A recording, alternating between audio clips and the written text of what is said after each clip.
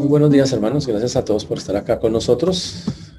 Estamos en el libro de Segunda de Corintios. Espero que se acuerden por lo menos del versículo en el cual estamos, hermanos. Que lo tengan claro. Estamos en el libro de Segunda de Corintios y es un libro muy bonito, muy especial, que nos ha mostrado el corazón de Pablo. Realmente es muy humano Pablo en todo el sentido de la palabra.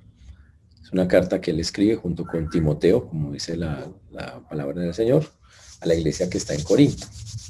Y básicamente obviamente la tenemos como segunda, pero había más cartas que él había escrito. Aparte de la primera, hubo en la mitad varias, en las cuales Pablo llamaba a la iglesia de Corinto a cambiar, la exhortaba de muchas maneras, le dolía mucho lo que pasaba, y daba gracias al Señor comenzando su carta, al Señor que es el que consuela, al Padre de misericordias, al que tiene toda consolación. Y le recuerden que consolar es levantar, al que nos levanta en medio de cada cosa, que nos consuela nuestras tribulaciones para que también nosotros podamos consolar a otros, es lo que él decía. También Pablo nos recordó que obviamente van a abundar las aflicciones, pero que el Señor siempre va a estar ahí, que Él es nuestra esperanza firme, aún cuando tengamos que estar en cosas muy difíciles o muy complejas o muy fuertes. Dice que Él va a estar ahí. Y por eso Él le recuerda que cuando estuvo en Asia tuvo una tribulación muy fuerte, casi muere, pero que Él confiaba que el Señor tenía un plan y que hasta que no terminara Él no estaría eso. Después les explica a los corintios por qué no ha ido. Tenía muchos deseos de ir. Ya había ido una vez, pero le fue duro. La primera vez que fue rechazado. Y se fue con dolor de allá de ese lugar. Por ahora quiere volver, les ha prometido hacerlo, pero les explica que está haciendo una obra está recogiendo una ofrenda para las iglesias de Jerusalén que están mal. Y él dice, esto iba a pasar por Macedonia y después voy a ir allá donde ustedes, pero porque mi sí es sí, mi no es no. Básicamente les recuerda, yo soy una persona que sí dice sí es sí, voy a ir, y solo les explica por qué no ha podido llegar hasta ese punto. Después nos habló claramente como él era un hombre que su sí era sí, su no era no, porque estaba sellado en el espíritu, porque era alguien que estaba metido con Dios. Y después en el capítulo 2, que ya casi llegamos a donde estamos, él nos dice que él no quería ir con tristeza, que él esperaba que las cosas ya hubieran cambiado cuando llegara, que él si había contristado algo con su carta, o sea, si había entristecido a alguien, le perdonaran, pero que la idea de él es que estaba confiando en que ellos iban a cambiar, que él les había escrito con muchas lágrimas, y que en eso él sentía, dice, yo no quiero llegar allá sino para traerles cosas, para transmitirles a ustedes algún don espiritual, algo muy, muy especial. Y dice que también habló de un caso específico de alguien, de algo que él había tratado antes, y dijo que la iglesia ya debía parar la disciplina a una persona porque ya que la perdonaran y que la volvieran otra vez a meter. Y estuvimos hablando del perdón la semana pasada muy en detalle, de por qué hay que perdonar. Y Pablo aquí demuestra que tiene un corazón perdonador impresionante y estaba mostrando cómo perdonar. Y pero ahora vamos a llegar al versículo número 12. Vamos a llegar al versículo número 12, segunda de Corintios, capítulo 2, versículo 12, segunda de Corintios 2, 12. Vamos a orar para comenzar. Señor Dios, te damos gracias por este tiempo, por todo lo que tú haces, Señor, te agradecemos. Pedimos que nos dirijas en todas las cosas, Señor, y que todas sean para tu gloria y para tu honra. Gracias te damos porque hasta aquí nos has traído, Señor, y has sido bueno con nosotros. Y por eso rogamos, Dios, que tú nos guíes en todas y cada una de las cosas. Hoy pongo delante tuyo la vida de mis hermanos. Antes que nada nos ponemos a cuentas contigo y pedimos que cualquier cosa que no te haya glorificado, Señor, nos ayudes a poder tener un corazón limpio y dispuesto para recibir, y que eso no quite nuestra comunión y nuestro deseo de aprender de ti. Danos un corazón humilde para recibir tu palabra y también disposición para poderla cumplir. Ten misericordia de todos los que nos escuchan y de tu siervo quien habla en Cristo Jesús. Amén y amén. Cuando llegué a Troas, eso es 2 de Corintios capítulo 2, versículo 12. 2 de Corintios 2, 12. 2 de Corintios 2, 12. Cuando llegué a Troas para predicar el evangelio de Cristo, aunque se me abrió una puerta en el Señor, no tuve reposo en mi espíritu por no haber hallado a mi hermano Tito. Así, despidiéndome de ellos, partí para Macedonia. Dice, Pablo nos va a contar momentos difíciles que ha tenido durante su ministerio. Muchas personas hoy sirven al Señor y otras tienen ganas de servir a Dios. Y qué bonito. Servir a Dios es algo muy chévere. Pero servir a Dios no es algo fácil. No es algo que, uy, que todo es color de rosa. Hay algunos que dicen, uy, ser pastor eso debe ser, o ser un siervo en la iglesia, eso debe ser súper chévere y súper sencillo. No, nada que eso. Y Pablo nos va a narrar lo difícil que, los momentos complicados que él tuvo, que ha tenido sirviendo al Señor. Y cómo debemos también nosotros tomar eso. Después de irse de Éfeso, Pablo llega a Troas. Básicamente recuerden que Pablo eh, quiere llegar a Corinto, quiere llegar, está haciendo otras cosas antes como lo ha dicho. Cuando llega a Troas, Troas era como un puerto marítimo, ahí en el mar Egeo, al occidente de Asia Menor. Y el que dice quedaba a 16 kilómetros de la ciudad de Troya, una ciudad muy famosa. Y Troas fue fundada en el año 300 antes de Cristo por un emperador y lo había hecho una colonia romana. A Pablo lo habían echado de Éfeso. Pablo, bueno, y por predicar la palabra.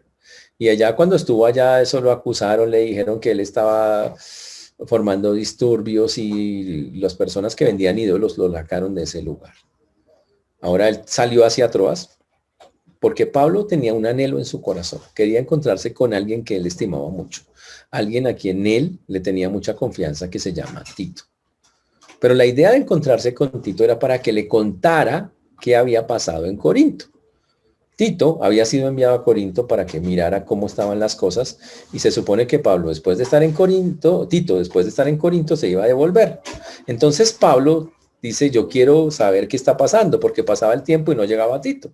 Entonces, para hacer eso, Pablo toma camino, dice, yo sé que si él ya fue a Corinto, se tiene que devolver. Y se devuelve por el camino que yo voy. Entonces Pablo dijo, vamos a intersectarnos en la mitad. Esa era la idea.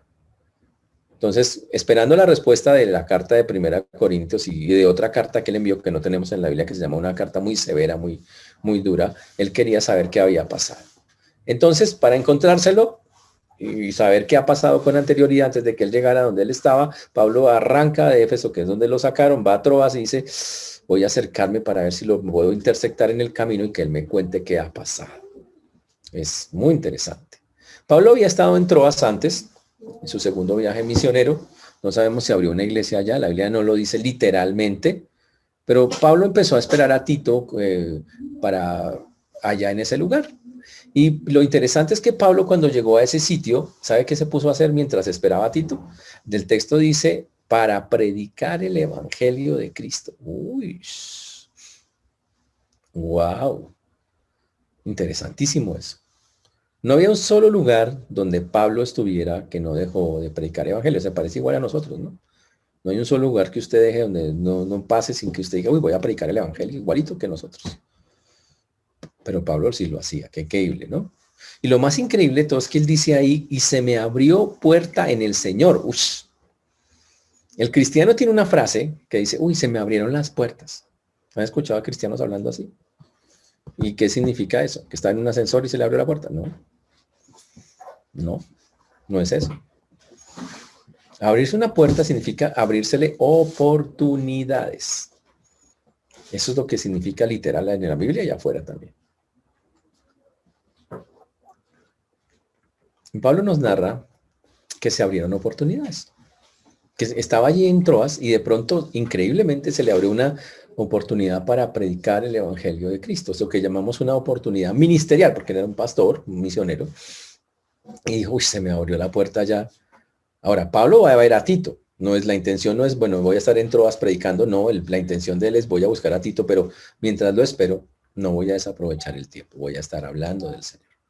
En la Biblia muchas veces a las personas vamos a encontrar las puertas abiertas, o sea, significa frases o lugares o sitios en la Biblia donde se dice que se abrió la puerta a los gentiles, que estaba orando y se abrió la puerta para la palabra. ¿Y qué significa? Que se dieron oportunidades para predicar a la palabra, que se dieron oportunidades para predicar a los gentiles, que se dieron oportunidades para predicar a los que son adversarios del evangelio, los que no están de acuerdo con él, y así funciona.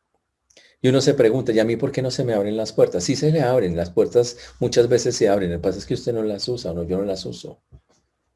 Pero en cualquier lugar donde usted esté, la Biblia dice que Dios abre las puertas. De eso se trata. Y yo me pregunto, ¿Usted es consciente? ¿Ha aprovechado las oportunidades cuando Dios le ha abierto las puertas? Si sabe que usted puede llegar a lugares que yo no puedo llegar, a hablar con personas que yo no puedo hablar, usted puede llegar porque es su contexto. Ejemplo, usted dice, voy a llamar a mis amigos del colegio, al Chompiras, al Guajinais, ¿sí? Eso lo puede hacer usted, yo no puedo llamarlos, yo no los conozco, pero usted sí estuvo con ellos. Es más, usted hizo cositas con ellos ahí. Ya fue cómplice, compinche. O sea, tenaz. Usted coincidió con ellos, incluso en delitos y pecados, por decirlo así, para que quede claro. Y usted los puede llamar. ¿Y sabe qué puede hacer ahora de diferente? Esas son puertas que usted puede abrir. Entonces el cristiano puede, para dejar claro el punto, usted puede abrir puertas que nadie más puede abrir. ¿Por qué? Por su circunstancia, por su vida, porque usted estuvo en... Yo me pregunto, ¿hace usted eso? Piense en esos lugares, en esas personas que usted solo puede llegar. Nada. Si usted fuera un cristiano neto que no conoce a nadie, no puede llegar allá de una. Pero si usted es amigo de ellos, porque fue amigo de ellos, andó con ellos, usted sí puede llegar a ellos. Increíble. Y hay otras puertas, esas son las que uno abre, porque uno toca allá, porque tengo el contexto, ¿sí?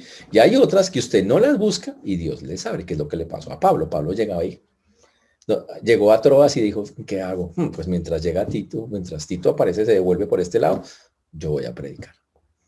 Pero Pablo todo el tiempo hacía eso, donde estuviera. Pablo paraba acá y, ¿saben? Por decir algo, llevaba a Bosa, pues predicaba en Bosa. Si llegaba a Castilla, predicaba en Castilla. Si llegaba, donde fuera, donde fuera. Ese es el asunto. Y Pablo también oraba, muchas veces oraba que las puertas se abrieran donde él estuviera. Y esa es otra cosa que un cristiano también tiene que estar haciendo. En Colosenses 4:3, por ejemplo, dice, orando también que al mismo tiempo por nosotros, para que el Señor nos abra puerta para la palabra, a fin de dar a conocer el misterio de Cristo por el cual también estoy preso. Pablo en Colosenses capítulo 4, versículo 3. Uno tiene que orar al Señor, el Señor, ábreme puertas por donde yo pase. ¿Y qué hace Dios? Pues apareja las puertas, las deja listas. Y resulta que Pablo llega a Troas y hay una oportunidad que Dios había cuadrado. Una oportunidad que Pablo había orado, porque Pablo antes ya había orado, donde él, yo quiera que vaya, ábreme las puertas. Y efectivamente se abrieron. Entonces obviamente cabe la pregunta, ¿y yo lo puedo hacer eso para todas las cosas? Ábreme una puerta para el trabajo. Ábreme una puerta para el viaje. Ábreme una puerta para... Uy. Y la respuesta es sí, yo puedo orar. Yo puedo decir, Señor, ábreme una puerta para... Pero ojo, si es tu voluntad, obviamente. Porque a veces usted quiere que le abra puertas para sus caprichos. Ábreme una puerta en Aruba, en Hawái. Oh, sí, Señor, cerca a la playa, ábreme una puerta ahí.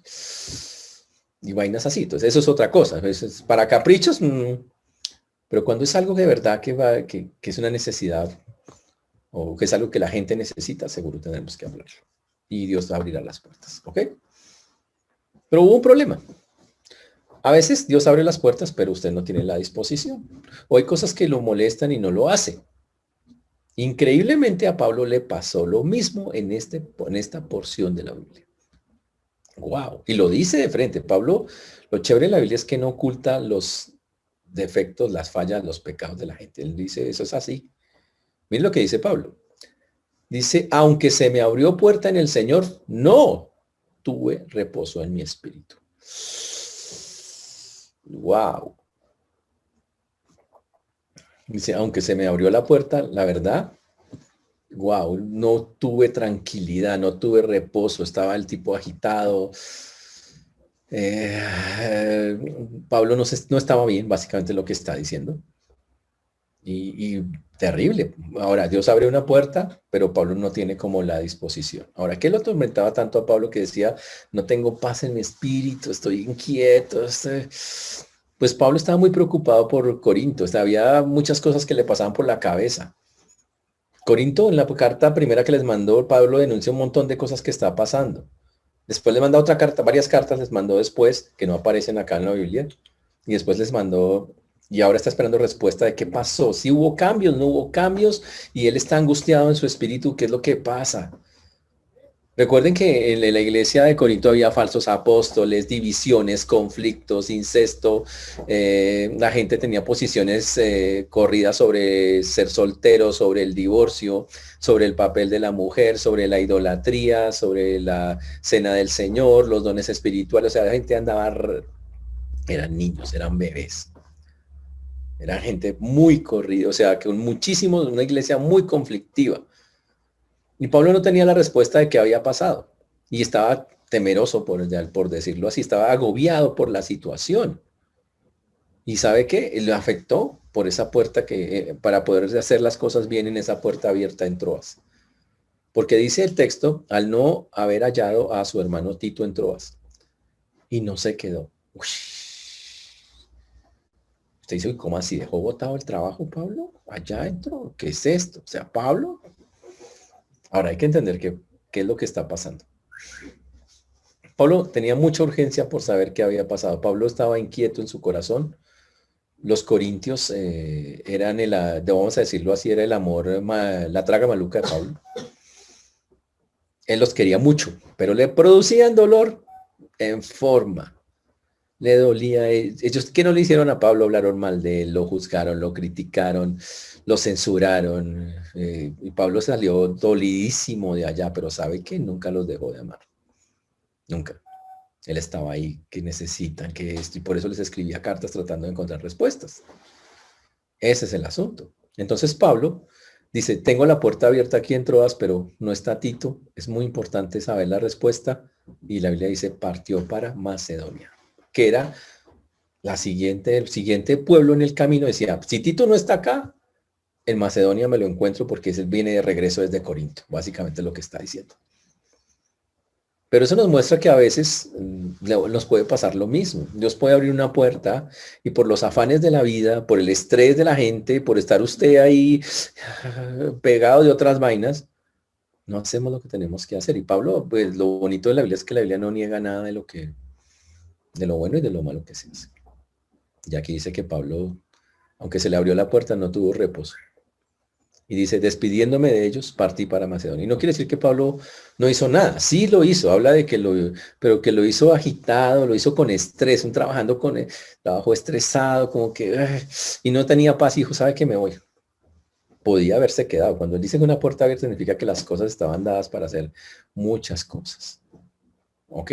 Pero no la hizo total porque su corazón se angustiaba, estaba.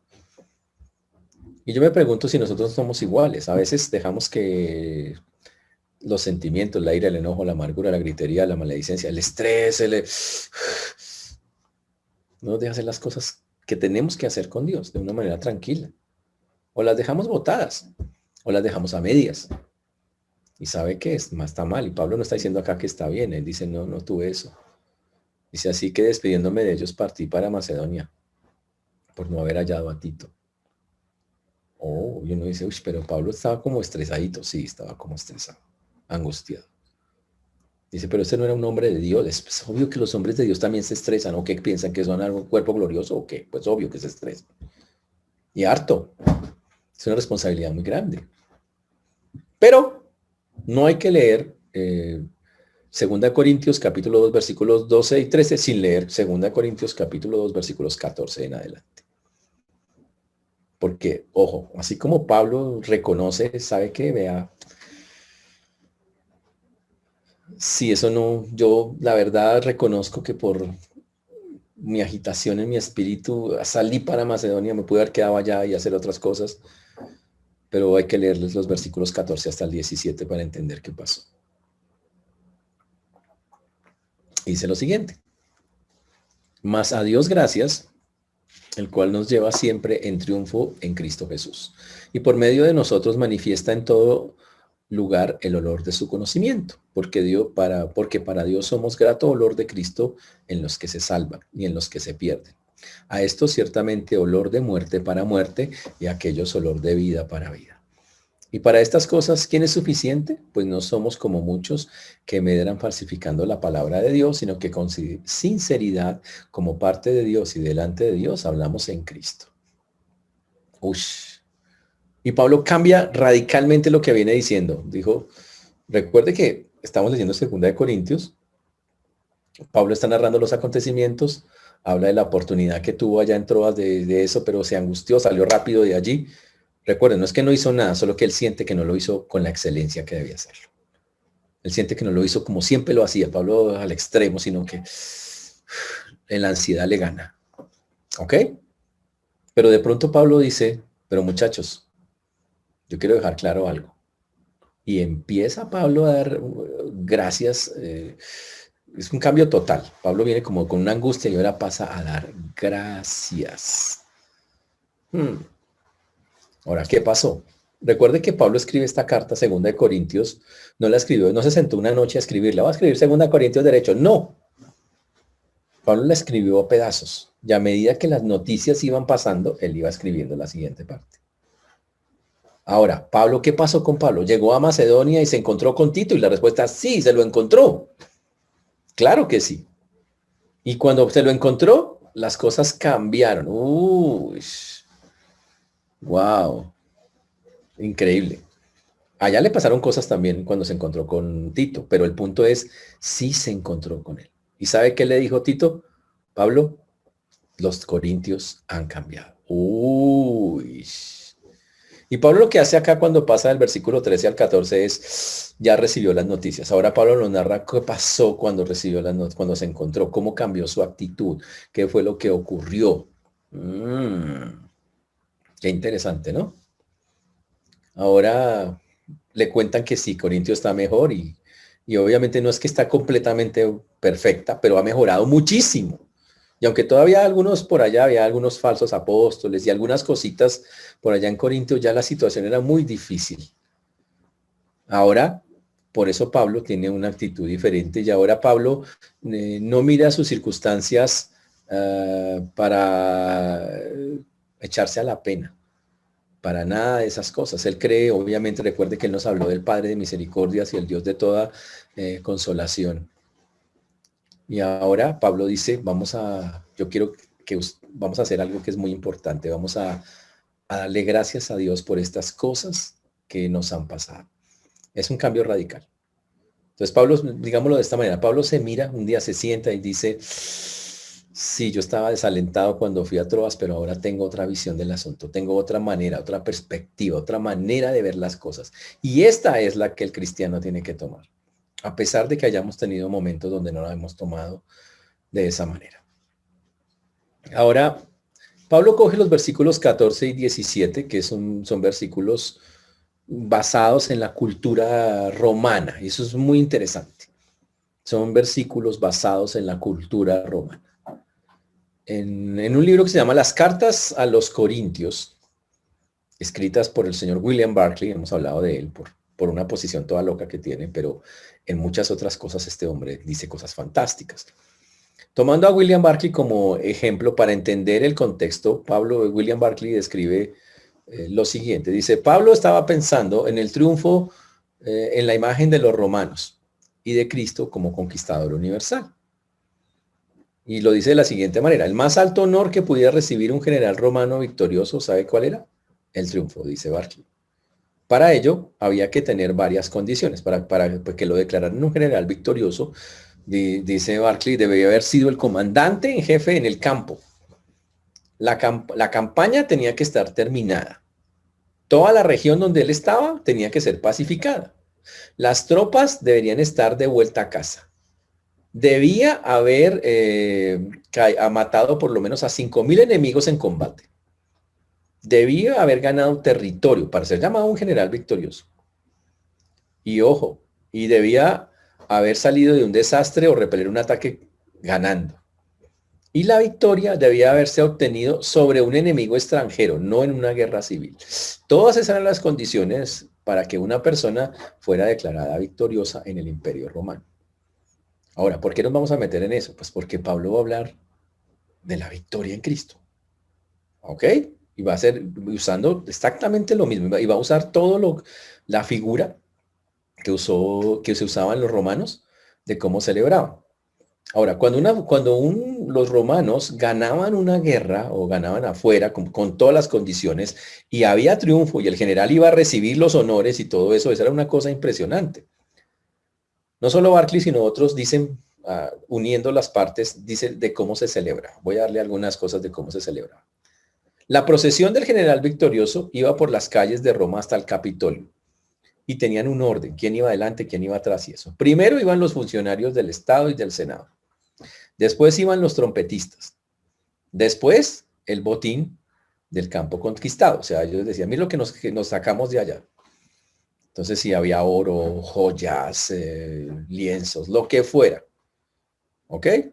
Lo que fuera de cualquier pueblo. Y pasó incluso algunas veces cuando Jerusalén cayó, que los otros pueblos desfilaron con todas las cosas que había en el templo. También tenían imágenes de la tierra conquistada, hacían como dibujos de la tierra. Hacían modelos de las ciudadelas y de los barcos conquistados, o sea, maquetas, mostrando, mire todo lo que nosotros acabamos o conquistamos. Después había un animal para el sacrificio, que normalmente era un toro.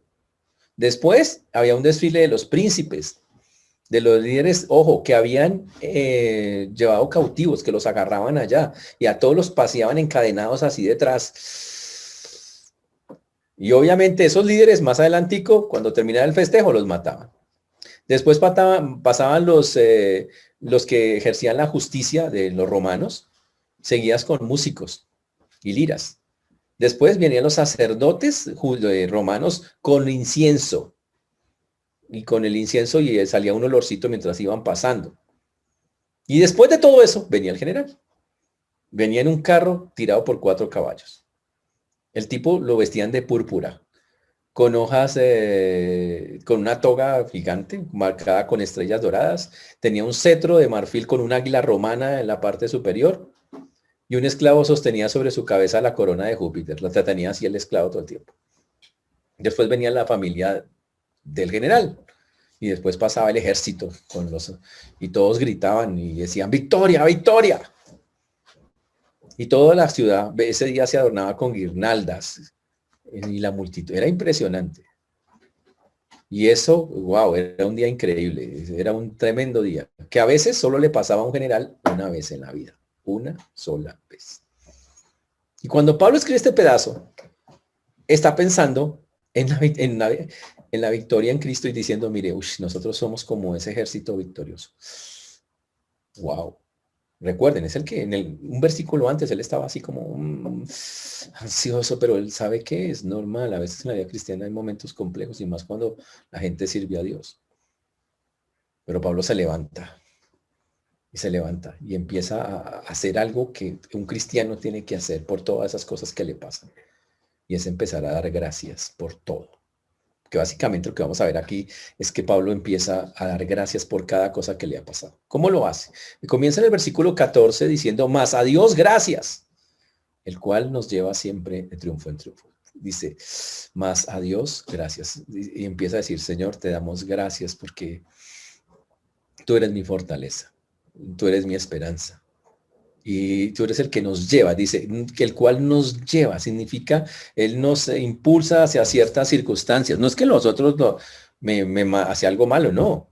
Pero él va cuadrando las circunstancias y sin importar qué cosas pasemos, dice, ¿sabes qué, Señor? Tú tienes el control. Aquí Pablo hace algo bien interesante. Antes les había explicado a los corintios por qué no había llegado y también dijo que Dios era soberano en eso. Y aquí Pablo nos recuerda, Dios es soberano y tiene el control de cada circunstancia, aún de las tribulaciones que usted y yo estemos viviendo. Dice, Él tiene el control. Pero más chévere, él dice, le doy gracias a Dios porque Él tiene el control. Yo me pregunto, ¿usted le da gracias a Dios porque Dios tiene el control? Dice, pero es que me están pasando cosas. Se da gracias a Dios porque Él tiene el control. Dice, pero pastor, es que estoy a punto de que... ¿Y qué pasa? ¿Le está dando gracias a Dios por eso? Ojo con eso. Ahora, el Señor es... Recuerden, haciendo la metáfora como la vimos que la describía Barclay en el asunto. Tenemos que entender que nosotros tenemos un jefe supremo, un comandante supremo que es el Señor. Y que marchamos con ese comandante. Nosotros no somos el comandante, pero marchamos en el ejército del comandante, del victorioso. Básicamente es eso. En muchos pasajes de la Biblia, Pablo se veía a sí mismo triunfante con el Señor. Por ejemplo, Pablo le dijo a Timoteo un día: doy gracias al que me fortaleció, a Cristo Jesús nuestro Señor, porque me tuvo por fiel y poniéndome en el ministerio, habiendo yo sido antes blasfemo, perseguidor e injuriador. Mas fui recibido a misericordia porque lo hice por ignorancia en incredulidad. Pero la gracia de nuestro Señor fue más abundante con la fe y el amor que es en Cristo Jesús. Palabra fiel y digna de ser recibida por todos, que Cristo Jesús vino al mundo para salvar a los pecadores, de los cuales yo soy el primero. Por eso fui recibido a misericordia, para que Jesucristo mostrase en mí primero toda clemencia, para ejemplo de los que habrían de creer en él para vida eterna. Y Pablo está diciendo: yo doy gracias porque el Señor me metió a su ejército. Me tuvo por fiel, me consideró siendo yo un blasfemo, un tipo re malo. Y toda persona que realmente está, los que estamos en Cristo, reconocemos que nosotros, el Señor no nos sacó, dijo, voy a buscar a los mejores, a los más limpios, ¿no? Como que hay personas con problemas, con dificultades para su ejército. Y Pablo recuerda: le doy gracias a Dios porque un día me llamó. Y ahora lo está diciendo, dice: gracias, Señor. Gracias. Pero más interesante es que en el mismo versículo dice: gracias a Dios, el cual nos lleva siempre en triunfo en Cristo Jesús. Usted dice: Dios guía a los creyentes en triunfo en Cristo Jesús, señores. Usted dice: pero ¿por qué a mí no se me nota? A ver. Hay que entender algo. Nuestro comandante, que es el Señor Jesucristo, Él ya venció. Yo quiero que entendamos esa parte. Él ya venció. La Biblia dice que Él venció a Satanás, que venció el infierno, que las puertas del Hades, o sea, el mismísimo infierno, no prevalecerán contra la iglesia. Él ya obtuvo victorias. Él ya puso, la Biblia dice que Él aplastará a Satanás en breve. La Biblia dice que le quitó el imperio de la muerte al diablo. Todo eso ya lo hizo el general Jesús, si lo quiere ver así. Que despojó a todos los principados y potestades, que los exhibió públicamente triunfando sobre ellos en la cruz. Es más, y el versículo de Romanos 8:37 que usted se sabe, que dice: antes en todas estas cosas somos más que vencedores por medio de aquel que nos amó. El Señor ya hizo, o sea, el general ya venció. Yo quiero que entendamos eso. Ya lo hizo. Y no solamente eso. Cuando nosotros vencimos en Cristo, cuando el Señor venció en Cristo, Él nos dio no solamente la victoria, sino nos dio todos los tesoros de la victoria. ¿Sí saben eso? Igual que acá, que cuando los romanos pasaban con todos los tesoros. ¿Saben cuáles son los tesoros de la victoria? Pues la Biblia dice que ahora somos herederos de Dios y coherederos con Cristo. Eso es Romanos 8:17. Eso es lo que ganamos por estar en Él. Muchísimas cosas. O sea, no solamente el Señor fue victorioso, sino que estamos disfrutando de todo lo que Él ganó. Y por eso nos ha librado de la potestad de las tinieblas y nos ha trasladado al reino de su amado Hijo, porque ahora estamos con el victorioso. Ahora, te dice: pero entonces, ¿por qué me dan esos ataques como de desaliento, como de duda, de inquietud en medio de las circunstancias? ¿Por qué tan difícil? Y hay que dejar claro el asunto.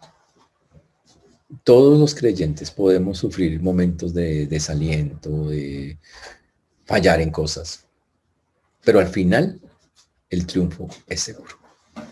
Dicho de otra manera, como muchas personas lo dirían, va a haber muchas batallas en la vida cristiana. Muchísimas las vamos a ganar. Algunas las vamos a perder, pero hay algo seguro: la guerra ya está ganada. Ese es el punto. En pocas palabras, nosotros sí podemos marchar victoriosos con el Señor. Y un día, la Biblia también hace una ilustración al final, en Apocalipsis, cuando dice que nosotros reinaremos con Él por los siglos de los siglos, y que los reinos del Señor han venido a ser de nuestro Dios. Eso es Apocalipsis 11:15. Y que reinaremos por siempre con Él. Fantástico. Un día va a ser pleno el asunto. Entonces, como creyentes, debemos estarle dando gracias a Dios por todas esas cosas que están pasando, entendiendo: vamos a tener victoria en el Señor. Es seguro que la vamos a tener. Pero hay que pelear, y algunas veces vamos a sentir dudas, temores, miedos. Pasa, pero siempre hay que acordarnos. Mire Pablo cómo se acordó rápidamente: no, Dios, Tú tienes el control, tu mano está ahí. Oh, súper. Pero mira lo interesante. Versículo mismo 14. No hemos salido al 14. Y por medio de nosotros manifiesta en todo lugar el olor de su conocimiento. Uy, interesante. En el desfile que describimos de cómo lo hacían los romanos, los sacerdotes romanos tenían incensarios, ¿ok? Y llegaban con el olor y obviamente tenía una fragancia dulce para ellos. Para nosotros, como Pablo la está mostrando ahí, ese dice, por medio de nosotros manifiesta olor fragante, se refiere a la influencia que nosotros tenemos. Ojo, alguien lo llamó la fragancia de la influencia. Uy, ¿sabe cómo es eso? Que por medio de nosotros, dice Pablo, dice muchachos, por medio de nosotros, los creyentes, nosotros damos a conocer al Señor. Y es como un olor que se esparce, como una fragancia que pasa por todos lados, un olor fragante. Ahora la pregunta es si usted huele bien o no. O sea, esa sería la pregunta. ¿Usted es un olor fragante o usted huele lo que huelen los tostacos? Terrible, o sea, tenaz. Tenaz eso. Entonces la pregunta ¿es usted un olor fragante para el Señor? Ahora Pablo está recordándonos una verdad. Dice, por medio de los creyentes, Dios derrama, cuando usted habla del Señor, cuando usted dice, entonces hay un olor fragante que sale.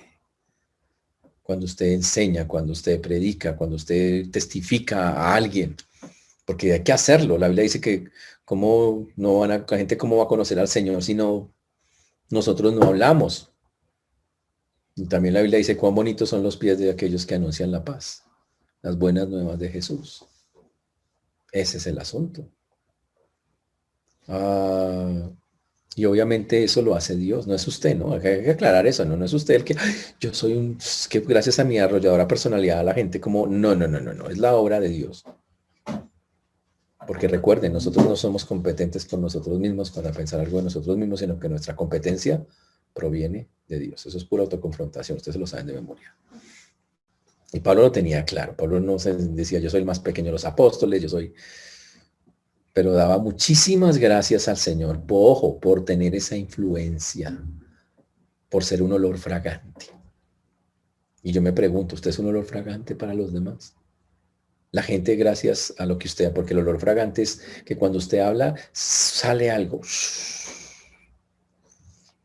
Y es agradable a Dios. Básicamente, déjeme decirlo de esta manera, para que quede claro. Es una ilustración que no se sale solo del Nuevo, eso es del del Antiguo Testamento. En el Antiguo Testamento, cuando la gente estaba en el tabernáculo, el sacerdote en el lugar más santo del sitio, en el lugar santo, había el lugar santo y santísimo. En el lugar santo, el sacerdote entraba con temor con el incensario, ponía y lo quemaba ahí. Y la idea es que el incensario pasara una cortina y fuera un olor fragante a Dios que se encontraba supuestamente en el lugar santísimo. Esa es la idea. Pero también después, más en el libro de Hebreos, dice que el olor fragante son las oraciones de los santos. También lo atribuye a eso, que significa que una persona ora y Dios dice, huele rico, alguien está orando. Es eso básicamente lo que dice. Ahora, hoy en día se pasado lo que nos dice Pablo, que cuando una persona cristiana, un creyente está hablando de Dios, lo que es de Dios, derrama un perfume, un aroma que Dios dice, wow, están hablando de mí. Ese es el olor fragante. Y yo me pregunto, ¿tiene usted un olor fragante para el Señor? Chévere, ¿no? Por eso es tan importante que tomemos con mucha seriedad eso de proclamar el Evangelio. No es un asunto de nosotros, es del Señor. No es cuestión de resultados, es un privilegio. Y usted debería ver, oiga, yo sé algo de la Biblia, yo tengo el privilegio de poderlo decir. Sí, y más chévere. No solo tiene el privilegio de poderlo decir, sino que Dios se siente agradado que usted lo haga, tan agradado que Dios dice, huele rico. Huele rico. Mi hijo está hablando de mí, algo así. ¿Entienden, muchachos? Y ahí lo ratifica en el siguiente versículo 15, porque para Dios somos grato olor de Cristo en los que se salvan y en los que se pierden. A esto ciertamente olor de muerte para muerte y a aquellos olor de vida para vida. Uy. En el desfile romano, el sacerdote iba con el incensario, la gente olía. ¡Ah, qué chévere! Y ese, digámoslo así, era el olor de la victoria. Pero ojo, en la cultura romana, ese mismo olor para victoria que la gente decía, tan rico que huele eso, también los que traían presos y todas aquellas personas que habían sido cautivas porque los habían conquistado, ese olor no era para vida, ese olor era para muerte, porque ellos sabían que cuando terminara el desfile, hasta ahí. Interesante, ¿no? Entonces Pablo dice que cuando nosotros damos a conocer al Señor a las personas, es un olor que sube hasta el mismo trono de Dios. Dios dice, wow. Y por eso dice la Biblia que todo tiempo debemos tratar de ser agradables a Él.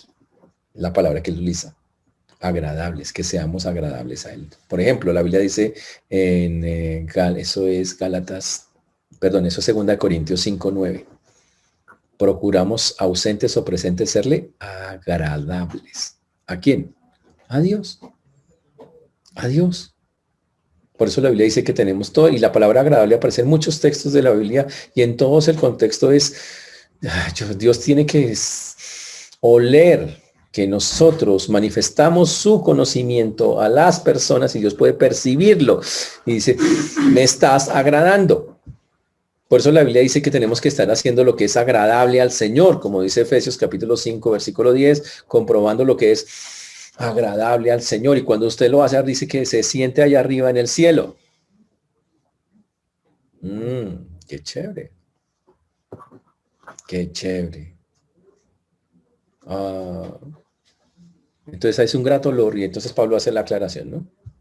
Cuando yo hago y predico el evangelio y ojo, y la gente se salva, es olor agradable para salvación, olor para vida, como lo dice ahí. Pero por el otro lado, cuando las personas rechazan, es olor a muerte, porque esas personas, al cerrarse a Cristo, ya no tienen oportunidad. Igual que obviamente en el desfile romano, como les decía, ya la persona sabía, terminó el desfile, me muero, no hay nada que hacer, ya me pescaron, ya no hay nada que hacer. O sea, es una muerte inminente. En el desfile romano la persona sabía, mi muerte es inminente. Cuando se predica el evangelio, cuando se dice a las personas que busquen a Cristo, Dios dice, huele rico. Pero la persona que va a recibir a Cristo dice, qué rico lo que me acabas de decir. Y se entrega al Señor y se salva. Pero el que dice no y se muere con eso, ese olor se convirtió en olor para muerte porque rechazó al Señor. Significa, ese olor le anunciaba su muerte inminente, igual que en el desfile romano. En pocas palabras, entonces Pablo está hablando del simbolismo de la victoria. Para unos es la muerte inminente y para otros es la victoria de estar en el cielo y de estar para siempre con el Señor. Wow. Pero ¿cuál es la diferencia? Pues entre los que creen y los que no creen. Para el que cree, olor de vida. Para el que no cree, olor de muerte. Así de sencillo. Uy, muy bonito el texto en ese sentido. Por eso tan importante predicar y que usted entienda que cuando predica, algo emana de usted. Es algo que le agrada a Dios. Y Dios está feliz. Dios dice, y yo quiero que entendamos eso. Cuando hacemos cosas para el Señor es un olor agradable a Dios. Es algo que le dice, qué rico. Mi hijo está ahí. Es fantástico. Huele muy bien. Ahora, Pablo en el versículo 16 hace otro cambio pequeñito. Dice, a estos ciertamente olor de muerte para muerte, aquellos olor de vida para vida. Y para estas cosas, ¿quién es suficiente? Es una pregunta. Dice, ¿cómo así?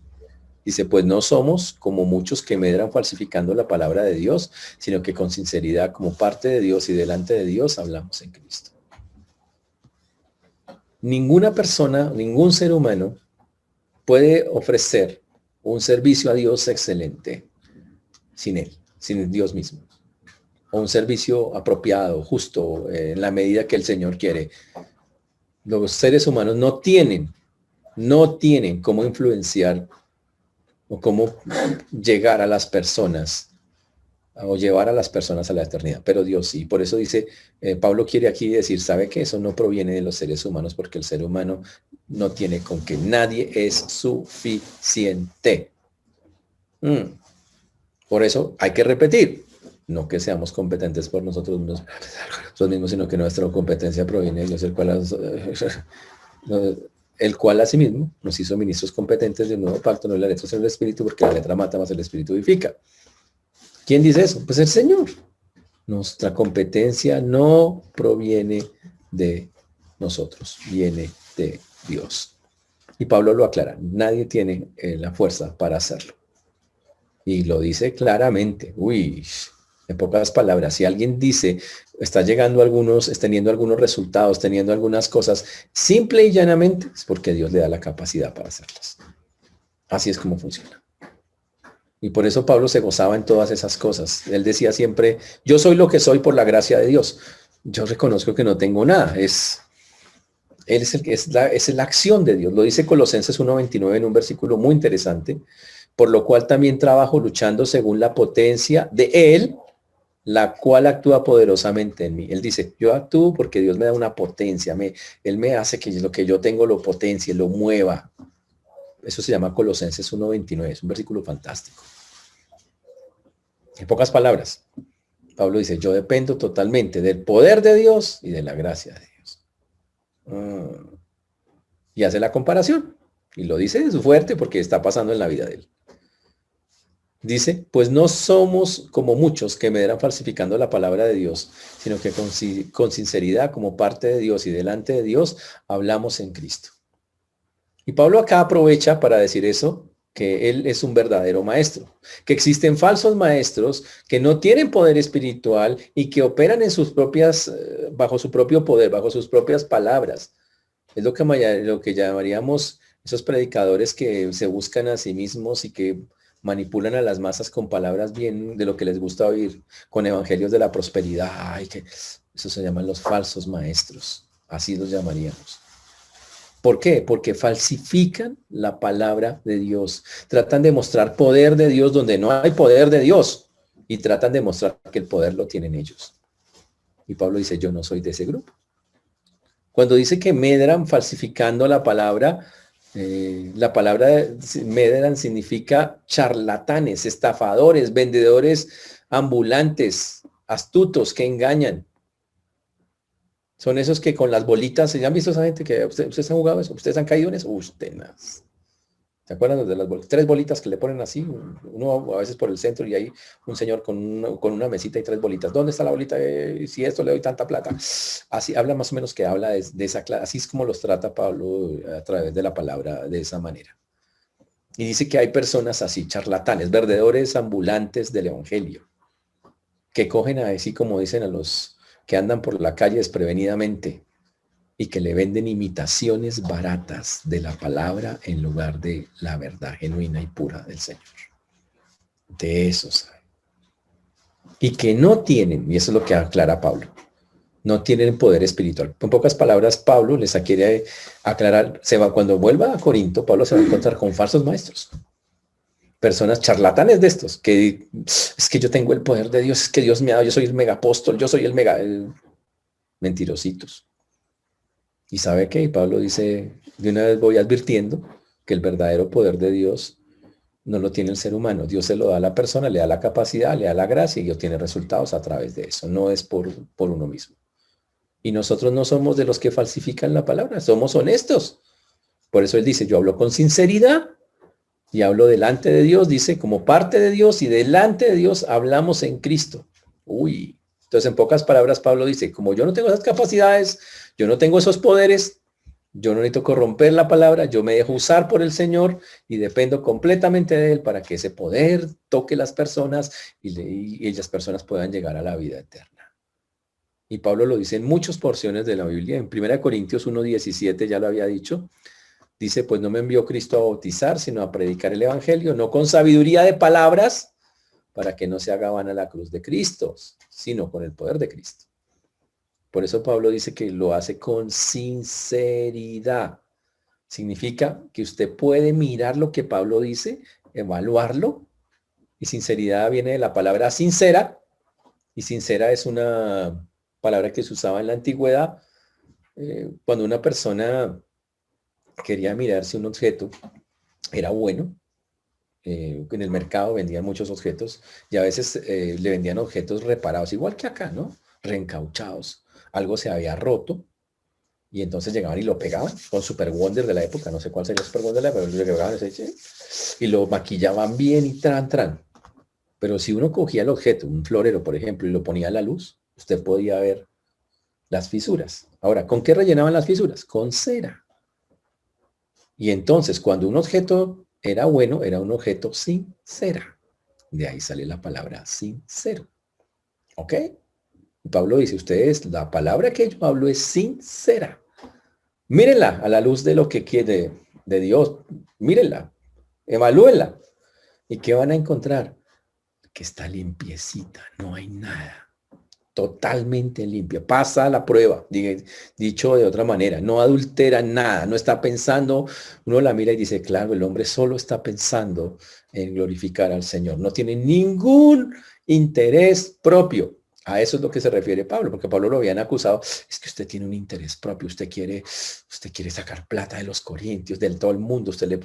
Y lo acusaban de cosas como esas a Pablo. Y Pablo aclara, ¿sabe qué es?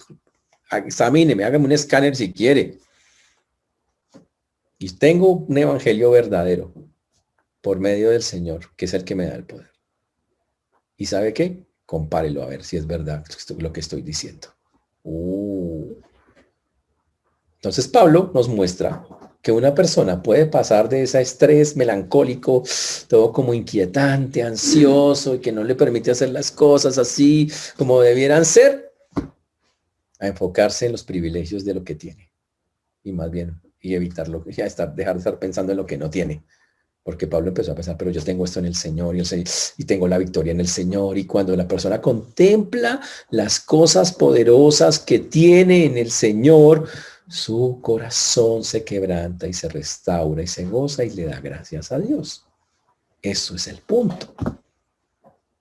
Tal vez usted hoy esté de cariño le están diciendo ya ansiosín, alguna vaina así, usted tiene así los pelos de punta, parados, alguna vaina así, y está como el estrés a un nivel muy alto y si le ha subido la bilirrubina, ¿es que se llama? Bueno, no sé, la tensión se ha subido de una manera muy alta. ¿Sabe qué toca hacer? Deje de estar mirando lo que no tiene. Y ahora no puedo esto, y ahora no puedo esto. Más bien diga, no, ¿qué tiene? Más bien contemple lo que sí tiene. Pablo contempló los privilegios que tenía y obvio, inmediatamente el tipo pues se gozó. Señor, gracias por esto. Pocas palabras. Yo sé que hay retos duros, sé que hay retos difíciles, sé que hay cosas complicadas, pero ¿sabes qué? Te tengo a ti y el poder para hacer las cosas, que básicamente es lo que está ahí, para evangelizar y para que la gente de verdad se doblegue para los cambios. Y se usa para cualquier cosa. Tú me lo das a mí, yo no lo tengo, no estoy en mis fuerzas. Si yo me miro mis fuerzas, ya me acabaron al rato. No tengo con qué hacerlas, pero tú las tienes todas. Entonces, gracias, Señor. Esa es la manera correcta de mirar ese asunto. ¿Está claro eso, señores? ¿Cómo aplicamos eso a la vida de nosotros? Bueno, hay aplicaciones son muy bonitas, la verdad, como ya lo vimos en el texto. Es entender primeramente que a veces se nos van a abrir puertas. Dios todo el tiempo, ahora, una aclaración, Dios todo el tiempo abre puertas. A veces nosotros tocamos y se abren. A veces Dios mismo le dice, aquí están. Pero es claro que necesitamos tener una muy buena actitud para todas esas ocasiones.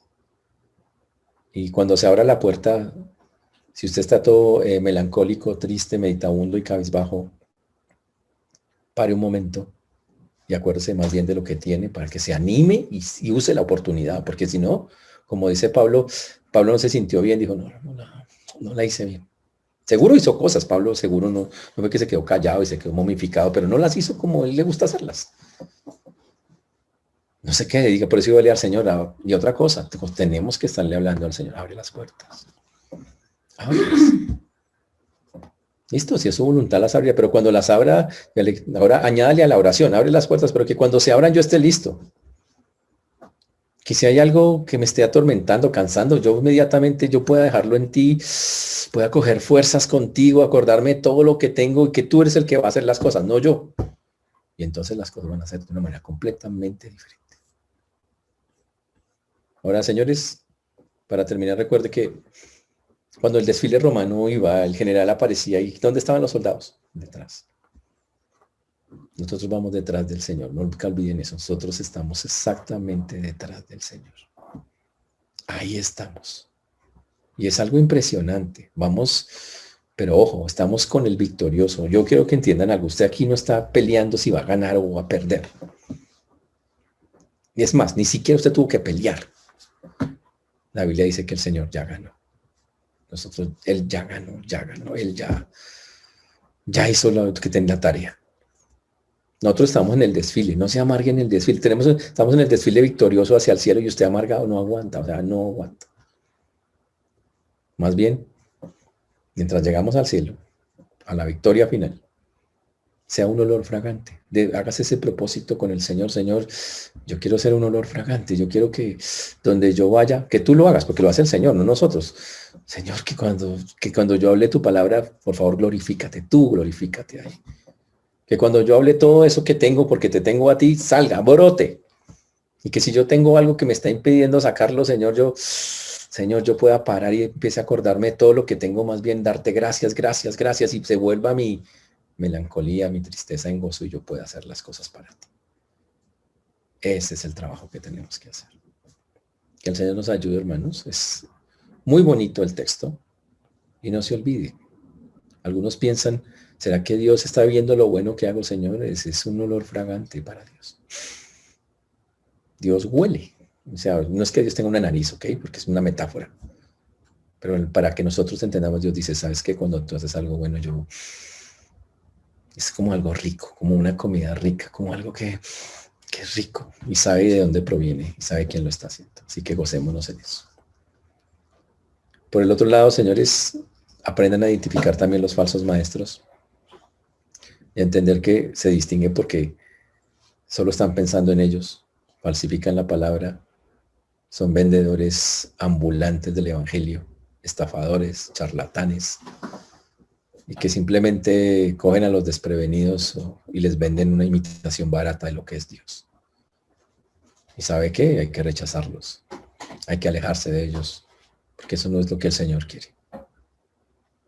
Que el Señor nos ayude a estar en la verdad, a ser sinceros, honestos cuando hablamos la palabra, y a que podamos, es poder estar hablando a otros, porque cómo ellos van a conocer si nosotros no les comunicamos que hay un Salvador que los está buscando, que los ama. Que el Señor nos ayude, hermanos. Vamos a orar. Señor Dios, te damos gracias porque tú eres bueno, Señor, porque para siempre es tu misericordia. Te agradecemos porque hasta aquí nos has traído y has sido bueno con nosotros. Solo tú tienes palabras de vida eterna, Señor. Solo tú nos guías, nos acobijas y nos acompañas.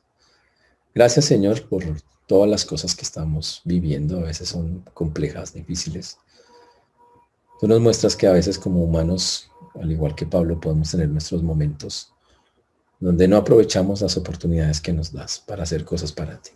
Perdónanos por eso. Pero también reconocemos, Señor, que nuestra mente tiene que estar concentrada en que somos victoriosos en ti. Que tú eres el que hace todo y que tenemos que aprender a disfrutar de esa victoria. Tenemos que aprender, Señor, a caminar en ella y mientras llegamos un día a la victoria total en tu presencia, poder glorificarte y exaltarte. Gracias te damos por esta mañana, Señor, que hemos podido hablar de este tema. Y seguro ayúdanos, abre las puertas, Dios, para poder hablar esta semana a muchos, como lo veíamos hoy. Pero también que tengamos a cuentas todo para estar tranquilos, para descansar en ti y para saber que por más duro que sea el reto, tú estarás ahí con nosotros. A ti la gloria, la honra y la alabanza damos, Señor, en Cristo Jesús. Amén y amén.